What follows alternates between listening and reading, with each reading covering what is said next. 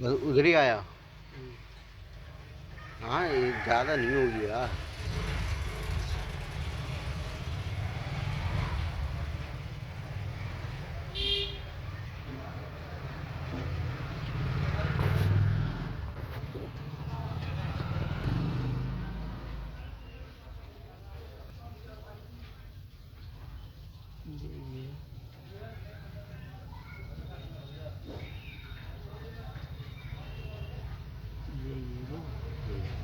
देखना है